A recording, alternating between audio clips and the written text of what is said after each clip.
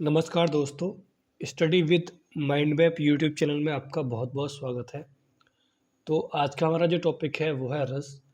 और इसके पहले हमने जो भी टॉपिक कवर अप किए हैं उसका जो लिंक है आपको डिस्क्रिप्शन में मिल जाएगा, तो आप वहाँ से उन वीडियोस को देख सकते हो। इसके अलावा चैनल पे आपको प्लेलिस्ट मिल जाएगी, तो वहाँ से भी आप उनको देख सकते हो। तो जब हम रस की बात करते हैं तो इसका शाब्दिक अर्थ होता है आनंद।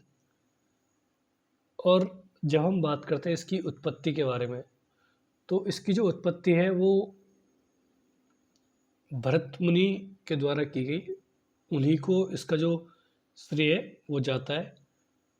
और जब हम बात करते हैं इसकी परिभाषा के बारे में, जब भी आपको किसी काव्य को सुनकर, पढ़कर या फिर किसी नाटक को देख करके आपको आनंद प्राप्त होता है, उसे हम रस बोलते हैं। और जब हम बात करते हैं इसके अंगों के बारे में, तो इसके 4 अंग होते हैं: स्थायी भाव, विभाव, अनुभाव, संचारी भाव। तो जब हम बात करते हैं स्थायी भाव के बारे में, तो जब भी आपने किसी काव्य को पढ़ा या सुना या फिर कहे कि आपने कोई नाटक देखा, उनको देख करके आपके मन में एक भाव जो बैठ गया, वो आपका स्थायी भाव होता है। अर्थात कहने का तात्पर्य ये है, जब आपने उसको काव्य को पढ़ना स्टार्ट किया और ख़त्म होने तक जो आपके अंदर भाव उत्पन्न हुआ, जो आपके अंदर भाव विद्यमान रहा, वो आपका स्थायी भाव होगा। और जब हम बात करते हैं संचारी भाव के बारे में, तो संचारी भाव वो होते हैं जो कि हमने किसी भी काव्य को पढ़ा, सुना या फिर कहे कि किसी नाटक को देखा और हमारे अंदर कोई ऐसा विकार आया जो कि थोड़े समय के लिए रहा, वो हमारा संचारी भाव होता है। और इसकी जो संख्या होती है वो होती है आपकी 33। नेक्स्ट अगर हम बात करते हैं अनुभाव के बारे में,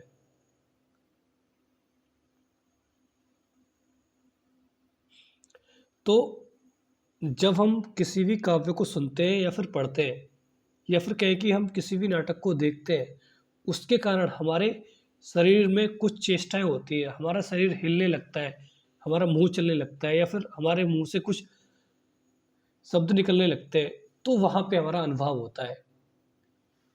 और जब हम बात करते हैं आपके विभाव के बारे में, तो जिस कारण से आपके जो स्थायी भाव उत्पन्न हुए, अर्थात काव्य को सुनकर या पढ़कर या फिर आपका जो नाटक था उसको देख करके, वो जो कारण है उसका, जिस कारण से वो उत्पन्न हुए, वो आपके विभाव कहलाएंगे। ये 2 प्रकार के होते हैं, पहला आपका आलंबन, दूसरा आपका उद्दीपन।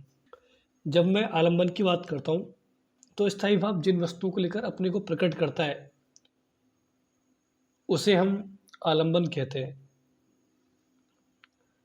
अर्थात एक यहाँ पे मान के चलिए एक नायक है, एक नायिका है, तो इसको लेकर के ये अपने भावों को व्यक्त कर रहा है, तो यहाँ पे ये आपका आलंबन हो गया। और जब हम बात करते हैं उद्दीपन के बारे में, तो मान के चलिए ये आपका नायक था, ये आपकी नायिका थी, तो ये कुछ ऐसी चेष्टाएं करती है जिससे जो नायक है और ज़्यादा इनकी तरफ आकर्षित होता है, तो ये जो होगा आपका उद्दीपन होगा। और जब हम आलंबन की बात करते हैं, तो आलंबन में आपके 2 प्रकार होते हैं, पहला आपका आश्रय, दूसरा विषय। और जब हम आश्रय की बात करते हैं, मान के चलिए ये नायक था और इसके अंदर अब भाव जागृत हो रहे हैं, तो ये आपका आश्रय कहलाएगा। और भाव किसको देख करके उत्पन्न हो रहे हैं, इसको, नायिका को, तो ये आपकी विषय कहलाएगी। तो ये थे इसके अंग। और अगर हम बात करते हैं इसके प्रकार के बारे में, तो रस आपके 11 प्रकार के होते हैं कुल। और जब हम बात करते हैं इनके जो प्रवर्तक हैं भरत मुनि, उनके अनुसार जो रसों की संख्या है वो 8 मानी गई है। जो आपका 9वां रस है शांत रस, वो जोड़ा गया है आपका उद्भट के द्वारा। अगर मैं बात करता हूँ वात्सल्य, तो पंडित विश्वनाथ के द्वारा इनका जो इसको जोड़ा गया। और लास्ट जो था आपका भक्ति रस, ये आपका भानुदत्त गोस्वामी के द्वारा जोड़ा गया। तो सबसे पहले हम बात करते हैं श्रृंगार रस के बारे में। तो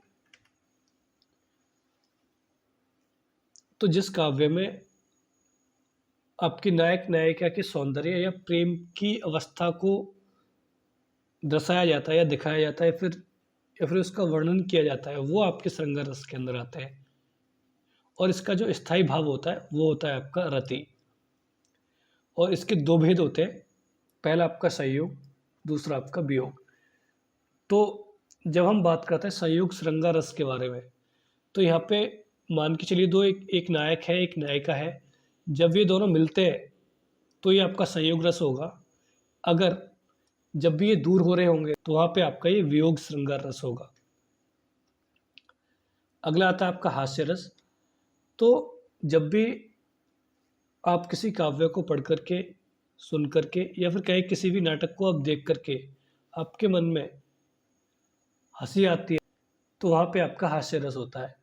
और इसका जो स्थायी भाव होता है वो होता है आपका हंसी। अगला आता है आपका करुण रस।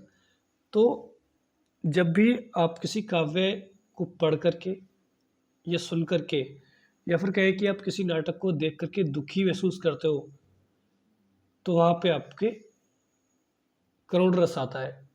और इसका जो स्थायी भाव होता है वो होता है आपका शोक। अगला आता है आपका वीर रस। तो जब किसी भी काव्य को पढ़कर व्यक्ति के मन में उमंग, उत्साह, पराक्रम, इस तरह के भाव होते हैं, इस तरह के भाव जागृत होते हैं, तो वहाँ पे आपका वीर रस होता है। और इसका जो स्थायी भाव होता है वो होता है आपका उत्साह। अगला आता है आपका रौद्र रस। तो जिस काव्य रचना को पढ़ करके या फिर सुन करके आपके मन में क्रोध की भावना उत्पन्न होती है, वहाँ पे आपका रौद्र रस होता है। और इसका जो स्थायी भाव होता है वो होता है आपका क्रोध। नेक्स्ट आता है आपका भयानक रस। तो जहाँ पे भयानक वस्तुओं को देख करके, या फिर किसी ऐसे दृश्य को देखकर, या फिर काव्य को पढ़कर आपके मन में जो भाव उत्पन्न होते हैं वो आपके भयानक रस के अंदर आते हैं। और इसका जो स्थायी भाव होता है वो होता है आपका भय। अगला आता है आपका विविध रस। तो जिस काव्य रचना में घृणतम वस्तुओं या घटनाओं का उल्लेख होता है वहाँ पे आपका विविध रस होता है। और इसका जो स्थायी भाव होता है वो होता है आपका घृणा। अगला आता है आपका अद्भुत रस, जहाँ पर आपकी अलौकिक क्रियाएं होती हैं, या फिर कहें कि आश्चर्यचकित वस्तुओं को देख करके मन में जो भाव उत्पन्न होता है वो आपका अद्भुत रस होता है। और इसका जो स्थायी भाव होता है वो होता है आपका आश्चर्य। नेक्स्ट आता है आपका शांत रस। तो जब भी किसी काव्य की रचना को पढ़ करके मन में निर्वेद के भाव उत्पन्न होते हैं, तो वहाँ पे आपका शांत रस होता है। इसका जो स्थायी भाव होता है वो होता है आपका निर्वेद। अगला आता है आपका वात्सल्य रस। तो जब भी हमको किसी भी काव्य को पढ़कर या सुनकर मन में बाल्यावस्थाओं के संबंधित भाव उत्पन्न होते हैं, तो वहाँ पे आपका वात्सल्य रस होता है। और इसका जो स्थायी भाव होता है वो होता है आपका स्नेह। और लास्ट आता है आपका भक्ति रस। जिस काव्य को पढ़कर या सुनकर ईश्वर के प्रति भक्ति विश्वास के भाव उत्पन्न होते हैं, तो वहाँ पे आपका भक्ति रस होता है। और इसका स्थायी भाव जो होता है वो वैराग्य या अनुराग होता है।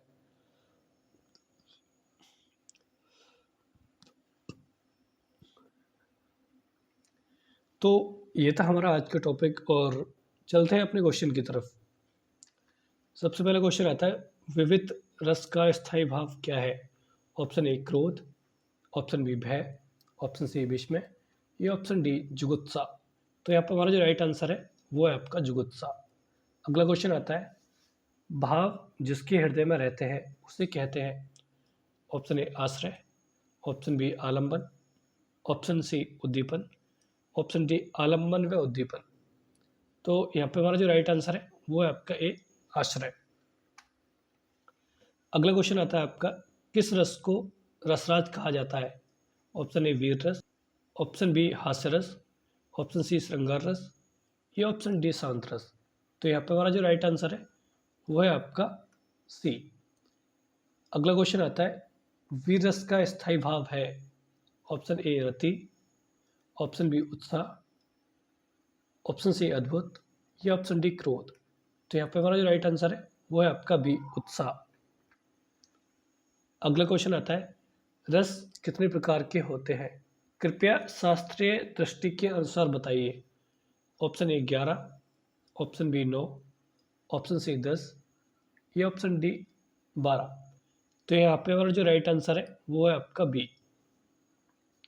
अगला क्वेश्चन है तुलसी और सूर की रचनाओं के आधार पर रस के भेद होते हैं। Option A 11, option B 19, option C 10 या ऑप्शन डी 12। देखो जब भी आपके रस आएंगे वो आपसे इस तरह से पूछ सकता है कि रस के कितने भेद होते हैं। या तो उसके 8 होंगे भरत मुनि के अनुसार, या फिर 9 होंगे जिसमें शांत रस को जोड़ा गया, या फिर वो आपके 11 होंगे। क्योंकि 8 जो रस थे आपके वो भरत मुनि के अनुसार थे, 9वां उसमें शांत रस जोड़ा गया, 10वां उसमें आपका वात्सल्य जोड़ा गया, 11वां जो था आपका भक्ति रस जोड़ा गया। और जब आप इस चीज़ को ध्यान से देखते हो तुलसीदास और सूरदास, तो इन्होंने जो रचनाएं लिखी हैं वो आपकी भक्ति से संबंधित लिखी हैं। तो हम कह सकते हैं कि यहाँ पे जो रस के भेद होंगे ना इनके अनुसार वो आपके 11 होंगे। इस तरह से एग्जामिनर आपके क्वेश्चन को पूछ सकता है। अगला क्वेश्चन आता है संचारी भावों की संख्या कितनी है? Option A 9, option B 33, option C 100, option D 10। तो यहाँ पे हमारा जो राइट आंसर है बी 33। अगला क्वेश्चन आता है उत्सुकता निम्न में किस तरह का भाव है? ऑप्शन ए अनुभाव, ऑप्शन बी संचारी, ऑप्शन सी आलंबन, ऑप्शन डी उद्दीपन। तो यहाँ पे हमारा जो राइट आंसर है वो है आपका संचारी। और हाँ, जब संचारी की बात करते हैं ना तो ऐसे भाव जो कुछ ही समय के लिए आते हैं तो वो आपके संचारी भाव होते हैं। जैसे आपके अंदर जो उत्सुकता आती है वो कुछ ही समय के लिए आते हैं। इस तरह से ऑप्शन को एलिमिनेट कर सकते हो कि वहाँ पे कौन सा रस होगा, खासकर संचारी भाव के क्वेश्चन में। तो यहाँ पे हमारा जो राइट आंसर है वो होगा बी।